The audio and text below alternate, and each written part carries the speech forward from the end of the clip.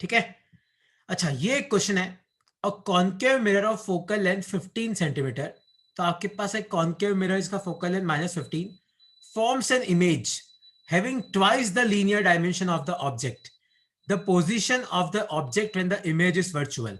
देखो ये कौन सा केस है, देखो यहाँ पे मैग्निफिकेशन क्या आएगा, देखो इमेज वर्चुअल है, मतलब आपका ऑब्जेक्ट भी ऊपर है और आपकी इमेज भी ऊपर है, तो मैग्निफिकेशन कितना आ जाएगा, 2। 2 क्यों आया, मैग्निफिकेशन +2 क्यों लिया मैंने, क्योंकि यहाँ पे क्वेश्चन में क्या दे रखा है, आपकी इमेज क्या है, वर्चुअल। याद रखना, रियल इमेज है मतलब मैग्निफिकेशन नेगेटिव, वर्चुअल है तो मतलब मैग्निफिकेशन पॉजिटिव। तो आपकी फोकल लेंथ -15 है, मैग्निफिकेशन 2 है, तो m को अपन क्या लिख सकते हैं, -v/u = 2, तो v क्या हो जाएगा, -2u, और फिर आप मिरर फॉर्मूला लगा दो, 1/v + 1/u = 1/f, तो v की जगह आप लिख लो -1/2u + 1/u, और f की जगह लिख लो -15। इस इक्वेशन को सॉल्व करोगे तो तुम्हें क्या मिल जाएगा, u मिल जाएगा। इसको इस तरीके से करना था, ठीक है। तुम आराम से समझो, कोई डाउट है तो पूछो, क्योंकि यहां पे हर लाइन, पता है, हर स्टेटमेंट बहुत इंपॉर्टेंट है।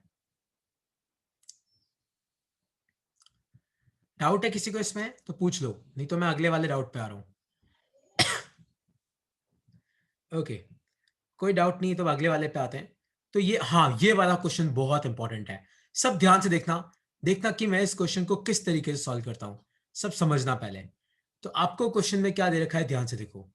आपको क्वेश्चन में दे रखा है, a point object is placed at a distance of 10 centimeter and its real image is formed at a distance of 20 centimeter from a concave mirror.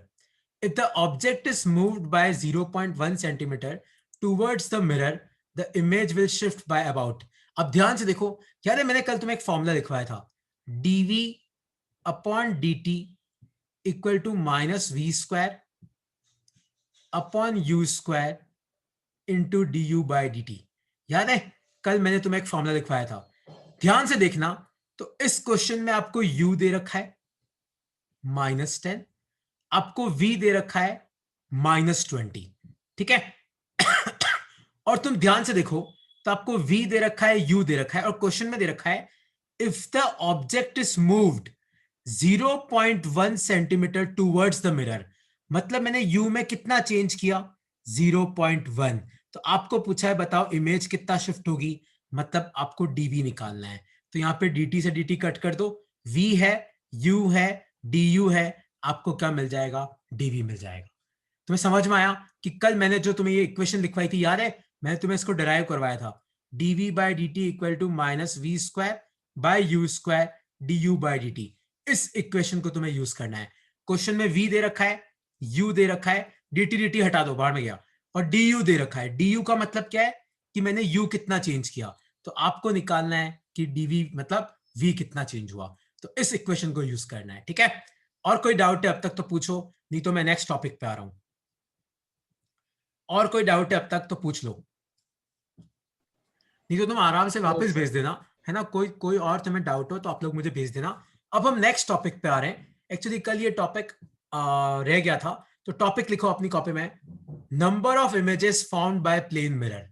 Topic लिखो, टॉपिक क्या है, टॉपिक लिखो, number of images found by two plane mirrors, number of images found by two plane mirrors, number of images found by number of images formed by two plane mirrors।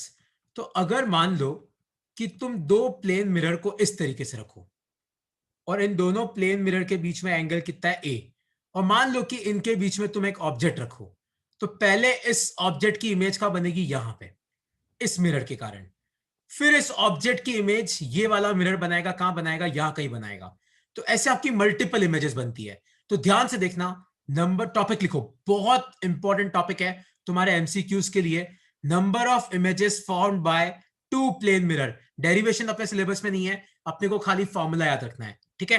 तो number of images कितनी form होगी, अब तुम सब ध्यान से अपनी copy में लिखना। देखो ध्यान से देखना, सबसे पहले आपको क्वेश्चन में दे रखा होगा कि दोनों मिरर के बीच में कितना एंगल है। जैसे तुम इस डायग्राम को देखो, तो यहाँ पे दोनों मिरर के बीच में कितना एंगल है, 40 डिग्री।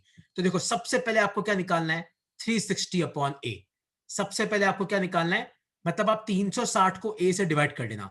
ए मतलब क्या है कि दोनों मिरर के बीच में कितना एंगल है। फिर अगर ये वैल्यू इवन है, अगर ये वैल्यू इवन है 360 अपॉन ए, मान लो कि दोनों मिरर के बीच में 60 डिग्री एंगल है, तो 360 अपॉन 60 कितना होगा, यह आ जाएगा 6। याद रखना अगर आपका आंसर इवन आया तो नंबर ऑफ इमेजेस कितनी बनेगी, 360 अपॉन ए माइनस 1। लेकिन अगर आपका आंसर ऑड आया तो फिर आपके पास दो केस है, सिमेट्रिकल। सिमेट्रिकल मतलब इस डायग्राम को देखो, ध्यान से देखो, तो आपका ऑब्जेक्ट जो है वो एग्जैक्ट बीच में पड़ा हुआ है। सिमेट्रिकल के केस में आपका आंसर वही होगा 360 बाय ए माइनस 1। लेकिन अगर ए सिमेट्रिकल है, जैसे आप ये डायग्राम देखो, अब आपका ऑब्जेक्ट बीच में नहीं पड़ा हुआ है, मिरर 1 के पास में है, तो इस केस में आपका आंसर कितना होगा, 360 अपॉन ए। लिख लो अपनी कॉपी में। वो मैं तुम्हें इसका एक क्वेश्चन कराऊंगा। क्वेश्चन क्या, ये साइड में जो दो फिगर पड़े हुए अपन वही सॉल्व कर लेंगे, एक बार लिख लो उसको अपनी फॉर्म में, कॉपी में। तो आपको क्या करना है, ध्यान से देखना, number of images found by two plane mirror, है ना। तो अगर आपके पास दो प्लेन मिरर है जिनके बीच में आपको एंगल ए दे रखा है, और इनके बीच में मान लो मैंने कोई लाइट का सोर्स रखा हुआ है, तो मेरा क्वेश्चन है कि बताओ कितनी इमेज बनेगी। तुम कभी बाल कटवाने गए हो, तो तुम कभी बाल कटवाने जाओ ना, तो तुम देखना कि तुम्हारे आगे एक मिरर होता है, तुम्हारे पीछे एक मिरर होता है, और तुम देखो तुम्हें बहुत सारी इमेजेस दिखेगी। तुम कभी ध्यान से देखना, है ना, तुम्हें बहुत सारी इमेजेस दिखेगी, है ना। तो वो कितनी इमेज दिखेगी कैसे निकालते हैं, उसका ये फॉर्मूला है। तो अगर आपके पास दो प्लेन मिरर है जिनके बीच में एंगल है ए, तो देखो आपको क्या करना है, कितनी, पहले आप निकालो 360 अपॉन ए, चेक करो कि ये इवन है कि ये ऑड है। इवन है तो तुम्हें सोचने की जरूरत ही नहीं है, सीधा तुम्हारा आंसर आ जाएगा। ऑड है तो दो केस है, सिमेट्रिकल और एसिमेट्रिकल। तो सिमेट्रिकल के केस में तो ये फॉर्मूला आएगा क्या, 360 अपॉन ए माइनस 1। एसिमेट्रिकल के केस में 360 अपॉन ए।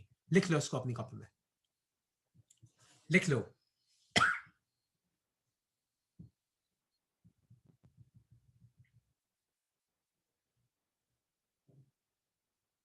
ठीक है, फिर हम ये वाला क्वेश्चन सॉल्व करेंगे जो मैंने यहाँ पे बना रखा है ना।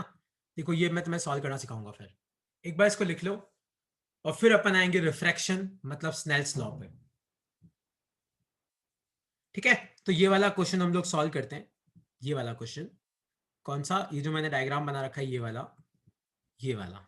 तो मेरा क्वेश्चन है कि इन दोनों केस में आपको मुझे बताना है कितनी इमेज बनेगी। तो तुम ध्यान से देखना, सब ध्यान से देखना, यहाँ पे दोनों के बीच में कितना एंगल है, 40 डिग्री। तो सबसे पहले अपन 360 अपॉन ए निकालते हैं। तो 360 अपॉन 40, तो ये कितना आ गया, 9। 9 मतलब ये क्या है, ये है ऑड।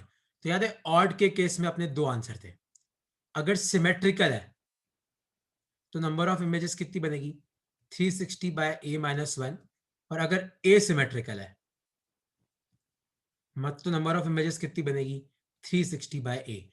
तो पहला वाला जो क्वेश्चन है वो तो आपका सिमेट्रिकल है, आपका ऑब्जेक्ट बीचों बीच पड़ा है। तो सिमेट्रिकल वाले केस में आपका आंसर कितना आएगा, 9 माइनस 1, तो कितना आ गया, 8। और दूसरे वाले केस में आपका ए सिमेट्रिकल है, तो इस केस में आपका आंसर कितना आएगा, 360 बाय ए, मतलब कितना आएगा, 9। तो मतलब एक आंसर 8 है, एक आंसर 9 है। इस तरीके से हम लोग ये क्वेश्चन सॉल्व करते हैं। किसी को इसमें अब तक कोई डाउट है तो पूछो। Yes sir. आप पूछो। सर मैं ये पूछ रहा था, अगर जैसे मुझे 40 डिग्री सही लगा, मैंने बोला 70 डिग्री, तो हाँ कैसे तो, निकालूंगा कितने हाँ तो है ना, इमेजेस बने? अगर मान लो तुम्हारा फ्रैक्शन में आता है, अगर मान लो तुम्हारा 7.8 आ गया मान लो, तो तुम्हें क्या करना है, खाली इसका इंटीजर पार्ट लेना है 7। ये फ्रैक्शन वाला पार्ट नहीं देखना है। ये नहीं कि तुम इसको राउंड ऑफ कर रहे हो, तुम्हें क्या, जैसे मान लो 8.2 आ गया, तो तुम्हें खाली कौन सा पार्ट देखना है, इंटीग्रल पार्ट। ये फ्रैक्शनल पार्ट नहीं देखना है। Okay sir. ठीक है, ओके। तो चलो नेक्स्ट लिखो तुम अपनी कॉपी में, स्नेल्स लॉ। नेक्स्ट लिखो तुम अपनी कॉपी में, स्नेल्स लॉ। नेक्स्ट लिखो अपनी कॉपी में आप, स्नेल्स लॉ। तो हम लोग स्नेल के दो लॉ पढ़ेंगे, तो लिखो अपनी कॉपी में, स्नेल्स लॉ फॉर रिफ्रैक्शन। तो सबसे पहले तो रिफ्रैक्शन होता क्या है, आप मुझे बताओ रिफ्रैक्शन क्या होता है। तो रिफ्रैक्शन का मतलब है व्हेन, लिखो अपनी कॉपी में, when light travels from one medium to another medium when light travels from one medium to another medium, इस फेनोमेना को बोलते हैं हम refraction. The phenomena is known as refraction. तो जब आपकी लाइट एक मीडियम से दूसरे मीडियम में जाती है तो इस फेनोमेना को हम क्या बोलते हैं? रिफ्रैक्शन. और एक चीज याद रखना, सपोज करो कि आपका ऊपर वाला मीडियम का रिफ्रैक्टिव इंडेक्स n1 है, नीचे वाले मीडियम का रिफ्रैक्टिव इंडेक्स n2 है. तो एक चीज याद रखना, सपोज करो कि आपकी लाइट ऊपर वाले मीडियम में आ रही है, मतलब ये आपकी इंसिडेंट रे है, तो आपको क्या करना है? इस तरीके से नॉर्मल बनाना है. तो ये होगा आपका एंगल ऑफ इंसिडेंस. तो मान लो ऊपर वाले मीडियम में वेलोसिटी v1 है, तो आपकी लाइट इस मीडियम से मान लो नीचे वाले मीडियम में गई, मान लो ये आपका एंगल ऑफ रिफ्रैक्शन r, और मान लो यहां पे वेलोसिटी v2 है. तो एक चीज याद रखना कि अगर आपकी light, when light travels from one medium to another medium, the phenomena is known as refraction. एक चीज याद रखना, ड्यूरिंग रिफ्रैक्शन, मतलब अगर किसी लाइट का रिफ्रैक्शन हो रहा है, during refraction velocity and wavelength changes. आपके वेलोसिटी और वेवलेंथ चेंज कर जाते हैं. बट बहुत इंपॉर्टेंट लाइन है ये, but frequency remains constant. But frequency remains constant मतलब अगर जो इंसिडेंट लाइट है, मान लो इसकी फ्रीक्वेंसी है 30 हर्ट्ज, तो जो रिफ्रैक्टेड लाइट है इसकी फ्रीक्वेंसी भी कितनी होगी? 30 हर्ट्ज. लेकिन आपका वेलोसिटी भी चेंज कर जाएगा और आपका वेवलेंथ भी चेंज कर जाएगा. इन दोनों चीजों को अपनी कॉपी में लिख लो कि एक तो रिफ्रैक्शन का मतलब क्या है? रिफ्रैक्शन का मतलब है कि when light travels from one medium to another medium, the phenomena is known as refraction. During refraction velocity और वेवलेंथ तो चेंज हो जाते हैं, लेकिन क्या चीज सेम रहती है? आपकी लाइट की फ्रीक्वेंसी सेम रहती है. तो अगर इंसिडेंट लाइट की फ्रीक्वेंसी 30 हर्ट्ज है, तो रिफ्रैक्टेड लाइट की फ्रीक्वेंसी भी कितनी होगी? 30 हर्ट्ज. लिख लो इसको अपनी कॉपी में, लिख लो. सर वेवलेंथ क्यों हाँ, चेंज होती है और वेलोसिटी क्यों चेंज होती ये अपन आ रहे, देख वे है ना देवांश, अपन जब वेव ऑप्टिक्स पढ़ेंगे ना, तो हम लोग ये सब चीजें कंस्ट्रक्शन से प्रूव करेंगे कि रिफ्रैक्शन कैसे होता है, क्यों लाइट नॉर्मल के पास आती है, क्यों लाइट नॉर्मल से दूर जाती है. ये सब प्रूफ अपने सिलेबस में है ना. तो विद टाइम अभी आगे आएगा सब कुछ. है? Okay sir. तो याद रखना, मैं तुम्हें अभी वापस पूछ रहा हूं, अगर रिफ्रैक्शन हो रहा है तो क्या तीनों पैरामीटर सेम रहते हैं? नहीं. आपकी वेलोसिटी और वेवलेंथ चेंज हो जाती है, लेकिन आपकी फ्रीक्वेंसी क्या रहती है? Frequency remains constant. ठीक है. तो अब मेरे साथ तुम स्नेल का पहला लॉ देखना, सब ध्यान से देखना. सपोज करो कि ये ऊपर वाला मीडियम है जिसका रिफ्रैक्टिव इंडेक्स है n1, नीचे वाला मीडियम है जिसका रिफ्रैक्टिव इंडेक्स है n2, और सपोज करो कि आपको दे रखा है कि n1 is greater than n2. याद रखना, जिस मीडियम का रिफ्रैक्टिव इंडेक्स ज्यादा होता है उसको बोलते हैं डेंसर मीडियम, जिसका कम होता है उसको बोलते हैं हम रेरर मीडियम. और मान लो कि ये आपकी इंसिडेंट लाइट है, ये आपकी क्या है? इंसिडेंट लाइट है. तो यहां आपको नॉर्मल बनाना है. ये आपका क्या बन गया? नॉर्मल. और ये आपका एंगल ऑफ इंसिडेंस है आई, है ना. ये क्या है? आपका एंगल ऑफ इंसिडेंस आई. याद रखना, ऊपर वाला मीडियम डेंसर है, नीचे वाला मीडियम रेरर है. तो डेंसर टू रेरर मीडियम हो रहा है, क्योंकि लाइट डेंसर से किस में एंटर कर रही? रेरर में. याद रखना, जब लाइट डेंसर से रेरर में एंटर करती है तो वो नॉर्मल से दूर हो जाती है. It bends away from normal. तो अगर डेंसर टू रेरर है तो बेंड्स अवे फ्रॉम नॉर्मल, तो नॉर्मल से दूर हो जाती है. और याद रखना, इस केस में R will be greater then I. तो अगर आपकी लाइट डेंसर मीडियम से रेरर मीडियम में जा रही है तो आपकी लाइट नॉर्मल से दूर हो जाती है, बैंड्स अवे फ्रॉम नॉर्मल. कब? जब डेंसर से रेरर जाती है. तो ये आपका एंगल ऑफ इंसिडेंस I, ये आपका एंगल ऑफ रिफ्लेक्शन R. और यहां पे स्नेल्स लॉ कैसे पुट करते हैं? n1 साइन I, मतलब जिस मीडियम में लाइट आ रही है into sine of angle of incidence equal to n2 sine R. लिख लो अपनी कॉपी में, बहुत इंपॉर्टेंट फॉर्मूला है. n1 sine I equal to n2 sine R. n1 मतलब जिस मीडियम में इंसिडेंट लाइट है, n2 मतलब जिस मीडियम में रिफ्रैक्टेड लाइट है. तो n2 के साथ साइन R आएगा, n1 के साथ साइन I आएगा. लिख लो इसको अपनी कॉपी में. लिख लो। इसका दूसरा केस भी लिखवा रहा हूं मैं, दोनों केस में अपना फॉर्मूला सेम ही रहेगा, बस आपके पैरामीटर चेंज हो जाएंगे। लिख लो अपनी कॉपी, लिख लो कि डेंसर से रेरर, तो जब आपकी लाइट डेंसर से रेरर मीडियम जाती है तो it bends away from normal, आपकी लाइट क्या हो जाती है, नॉर्मल से दूर हो जाती है। और डेंसर मीडियम किसको बोलते हैं, जिसका रिफ्रैक्टिव इंडेक्स ज्यादा होता है। तो अगर तुम्हें नहीं पता है तो डेंसर मीडियम कौन सा होता है, मोर रिफ्रैक्टिव इंडेक्स। और रेरर मीडियम कौन सा होता है, लेस रिफ्रैक्टिव इंडेक्स। और तुम्हें मैंने इलेक्ट्रोमैग्नेटिक वेव में पढ़ा दिया है कि रिफ्रैक्टिव इंडेक्स किस पे डिपेंड करता है, परमिटिविटी और परमियाबिलिटी ऑफ मीडियम पे। ठीक है। अब इसका केस नंबर 2 देखो, इसका केस नंबर 2 है, वो हम उल्टा कर देंगे। सपोज करो कि ये आपका सेपरेशन, ये आपका n1, ये आपका n2, और आपको दे रखा है कि n2 ग्रेटर देन n1 है, मतलब अब नीचे वाला डेंसर है, ऊपर वाला रेरर है। तो अब अपना कौन सा केस है, रेरर टू डेंसर मीडियम। और इस केस में याद रखना, light band towards the normal, आपकी जो लाइट है वो नॉर्मल के क्या करती है, आपकी लाइट नॉर्मल के पास आ जाती है। इसका मतलब क्या है, इसका मतलब है ये कि सपोज करो कि ये आपकी इंसिडेंट लाइट है और यहाँ पे आपका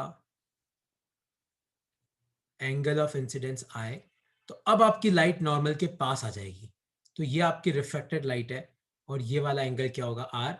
इस केस में I will be greater than R होगा। लिख लो।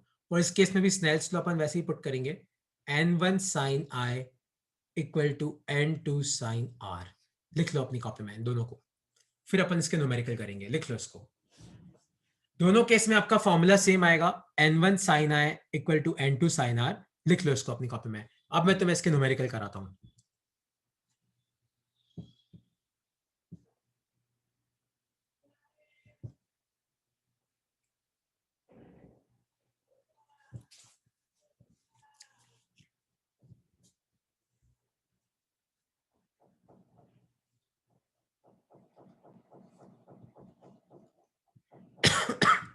ठीक है, तो अब एक न्यूमेरिकल हम लोग सॉल्व करेंगे, सब ध्यान से देखना।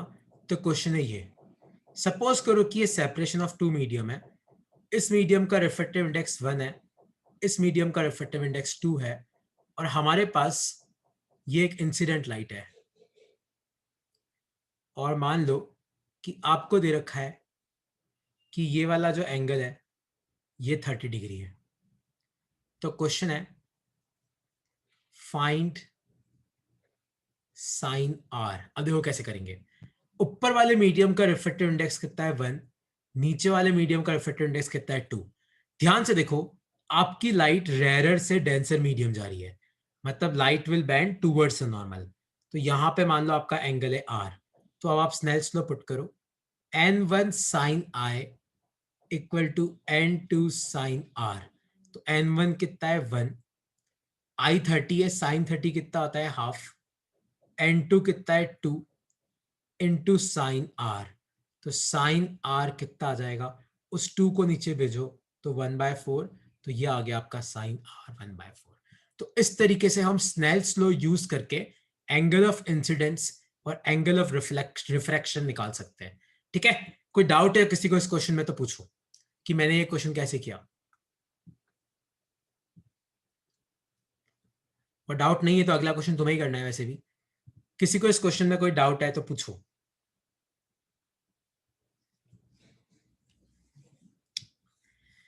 ओके, तो आपका ऊपर वाला रेरर मीडियम है, नीचे वाला डेंसर मीडियम है। ये आपका एंगल ऑफ इंसिडेंस था, आपको मैंने साइन आर पूछा था। तो अगला क्वेश्चन तुम लोग सॉल्व करो। क्वेश्चन है ये, एक सेकंड ना।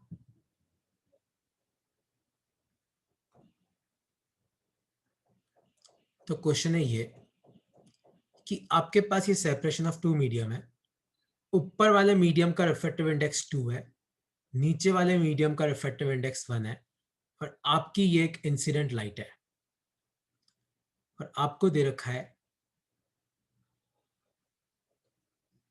कि ये वाला जो एंगल है ये आपका 30 डिग्री है। तो क्वेश्चन है फाइंड साइन आर। ट्राई करो क्या आएगा इसका आंसर। आप स्नेल्स लगा के पुट करो, चेक करो स्नेल्स लगा के क्या आएगा इसका आंसर।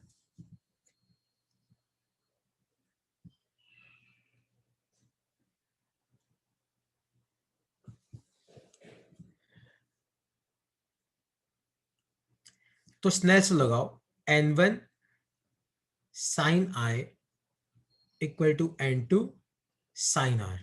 तो n1 कितना है 2, sin 30 कितना होता है हाफ, n2 कितना है 1, इंटू क्या आएगा sin r, 2 से 2 गया, तो आपका sin r कितना आएगा 1। sin r 1 है मतलब r कितना है 90 डिग्री।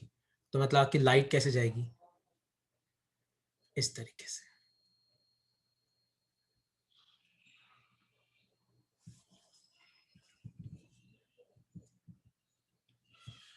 ठीक है, तो आपको इस तरीके से इन क्वेश्चंस को सॉल्व करना है ना, इस तरीके से। मतलब अपने को पता है ना साइन आर 1 है तो साइन की वैल्यू 1 कब होती है 90 डिग्री पे, तो आप ऐसे रेल डायग्राम पूरा कर सकते हो। ठीक है, अब एक बहुत इंपॉर्टेंट चीज है, वो क्या है ध्यान से देखना, इस फॉर्मूले का differentiation n1 sine I equal to n2 sine R.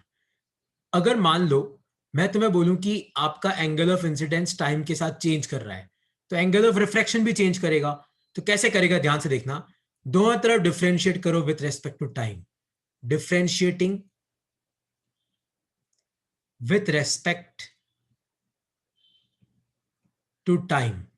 तो दोनों तरफ टाइम के रेस्पेक्ट में डिफरेंशिएट करो। तो अगर तुम्हें नहीं आता है तो ध्यान से देखना, n1 कांस्टेंट है, ये ऐसा कैसा आएगा, साइन थीटा का डिफरेंशिएशन कॉस थीटा होता है, तो साइन आई का हो जाएगा कॉस आई और आई का हो जाएगा D I by D T equal to n2 constant है, साइन आर का डिफरेंशिएशन होता है कॉस आर और आर का होता है D R by D T.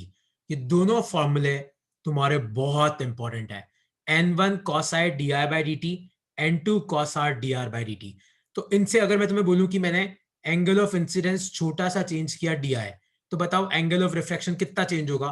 तो आप डी टी से डी टी कैंसिल करके क्या निकाल सकते हो, डी आर निकाल सकते हो। यही अगर तुम्हें मान लो मैंने d I by D t दे रखा है, तो आप वैल्यू पुट करके क्या निकाल सकते हो, D R by D T निकाल सकते हो। इसके क्वेश्चन में तुम्हें शीट में दूंगा, इसको लिख लो अपनी कॉपी में, बहुत इंपॉर्टेंट फॉर्मूला है ये, स्नेल्स लॉ का डिफरेंशिएशन। लिख लो इसको अपनी कॉपी में।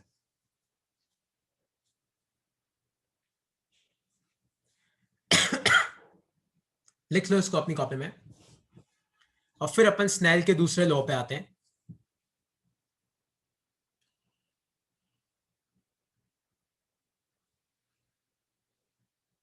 ठीक है, ये लिख लिया तुम लोगों ने। ओके, अब तुम ध्यान से सुनना। तो ये वाला जो फॉर्मूला है, ये फॉर्मूला ही अपने आप में बहुत इंपॉर्टेंट है। तो इस फॉर्मूले को लिख लो अपनी कॉपी में, है ना। और अब मैं स्नेल के दूसरे लॉ पे आता हूं, फिर मैं टाइम होगा तो मैं न्यूमेरिकल करा दूंगा, वरना इसका न्यूमेरिकल मैं तुम्हें कराऊंगा पिछले वाले का। सॉरी, स्नेल का दूसरा लॉ। तो स्नेल का दूसरा लॉ जो है स्नेल्स सेकंड लॉ, ये किसके बारे में है, ये बारे में है वेलोसिटी के, वेलोसिटी एंड रिफ्रैक्टिव इंडेक्स के बारे में। तो याद रखना, एक चीज याद रखना, सपोज करो कि ऊपर वाला मीडियम है, उसका रिफ्रैक्टिव इंडेक्स n1 है, वहां पे वेलोसिटी v1 है। नीचे वाले मीडियम का रिफ्रैक्टिव इंडेक्स n2 है, वेलोसिटी v2 है। तो याद रखना n1 v1 will be equal to n2 v2 which is a constant. तो ये लो क्या बोलता है, ये लो ये बोलता है कि product of refractive index and velocity in that medium, product of refractive index and velocity in that medium is a constant। तो किसी भी मीडियम का रिफ्रैक्टिव इंडेक्स और उसमें क्या वेलोसिटी है, इनका प्रोडक्ट करोगे तो ये क्या है, ये कांस्टेंट है, और इस कांस्टेंट की वैल्यू होती है 3 इंटू 10⁸। लिख लो अपनी कॉपी में, इस कांस्टेंट की वैल्यू क्या होती है 3 इंटू 10⁸। तो याद रखना, product of refractive index and velocity of a medium या in that medium is a constant. क्यों, क्योंकि मान लो कि अगर एक मीडियम आपका वैक्यूम है, मान लो कि आपका एक मीडियम वैक्यूम है, तो वैक्यूम का रिफ्रैक्टिव इंडेक्स क्या होता है 1, और वैक्यूम में वेलोसिटी कितनी होती है 3 इंटू 10⁸। तो आप इन दोनों को मल्टीप्लाई करोगे तो क्या आएगा, यही चीज आएगी। लिख लो अपनी कॉपी में, बहुत इंपॉर्टेंट फॉर्मूला है, तुम्हें वेलोसिटी निकालने में ये फॉर्मूला बहुत मदद करेगा। लिख लो अपनी कॉपी में इसको।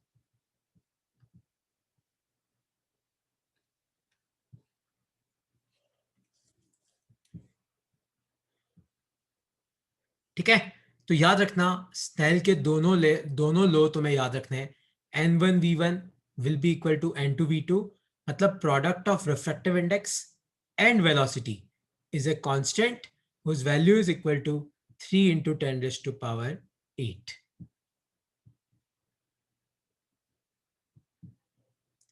ठीक है, तो अब एक क्वेश्चन तुम लोग सॉल्व करो। तो क्वेश्चन है ये, सब क्वेश्चन ध्यान से देखना। सपोज करो कि ये ऊपर वाला मीडियम है, इसका रिफ्रैक्टिव इंडेक्स 2 है और यहाँ पे वेलोसिटी v1 है। नीचे वाला मीडियम का रिफ्रैक्टिव इंडेक्स 3 है, यहाँ पे वेलोसिटी v2 है। तो मेरा क्वेश्चन है फाइंड v2 बाय v1। क्या आएगा इसका आंसर, सोचो।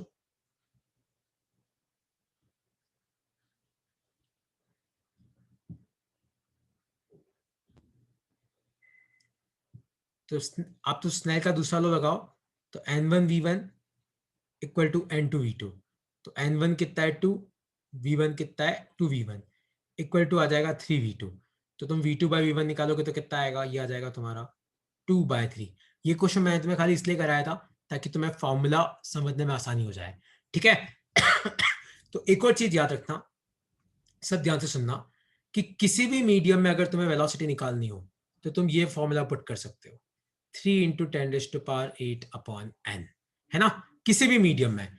क्योंकि किसी भी मीडियम का अगर आपको रिफ्रैक्टिव इंडेक्स दे रखा है तो आप उस मीडियम में क्या निकाल सकते हो, वेलोसिटी। वो कितनी होगी, 3 into 10 raised to power n, है ना। और एक लास्ट देख लो, आज तुम लास्ट टॉपिक लिख लो, relative refractive index. Relative refractive index, इसका मतलब क्या है। सपोज करो मैं तुम्हें पूछता हूं n21, तो n21 का मतलब है refractive index of second medium with respect to, मतलब जिसके रेस्पेक्ट में निकाला जाएगा वो नीचे आएगा, with respect to first medium. तो n21 का फॉर्मूला क्या आ जाएगा, याद रखना, बहुत कंफ्यूजन में रहते हो तुम लोग। n21 होगा n2 अपॉन n1। तो अगर मैं तुम्हें पूछूं कि n32 क्या होगा, तो ये होगा n3 अपॉन n2। तो n32 का मतलब क्या है, refractive index of third medium with respect to second medium. तुम्हें डेफिनेशन कोई नहीं पूछेगा, लेकिन हाँ तुम लोगों को इन चीजों का फॉर्मूला पता होना जरूरी है। ठीक है, तो अब मेरी बात ध्यान से सुनना। आज मैं तुम्हें रिफ्रैक्शन की एक बेसिक शीट भेजूंगा, वो तुम्हें सॉल्व करनी है। तुम अपने डाउट्स मुझे भेज देना, मैं इसे स्क्रीनशॉट लगा दूंगा और तुम्हें सॉल्व करा दूंगा। नेक्स्ट क्लास अपनी है, बहुत इंपॉर्टेंट टॉपिक है, टोटल इंटरनल रिफ्लेक्शन।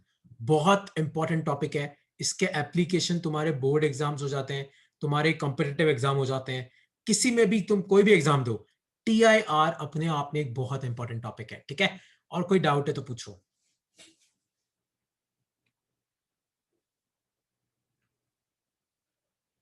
और कोई डाउट है तो क्लियर करो।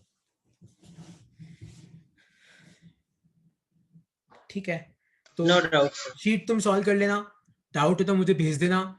जितने भी डिफरेंशिएशन वाले फॉर्मूले में लिखवा रहा हूँ वो लिख लेना अपनी कॉपी में, मैं तुम्हें उसकी प्रैक्टिस भी कराऊंगा। मैं इसका क्वेश्चन मैं बना के रखूंगा ताकि ना मैं तुम्हें उसकी प्रैक्टिस करा दूंगा, क्योंकि हर के क्वेश्चन नहीं करा सकता मैं तुम्हें। ठीक है, चलो ओके यार, बाय बाय, टाटा।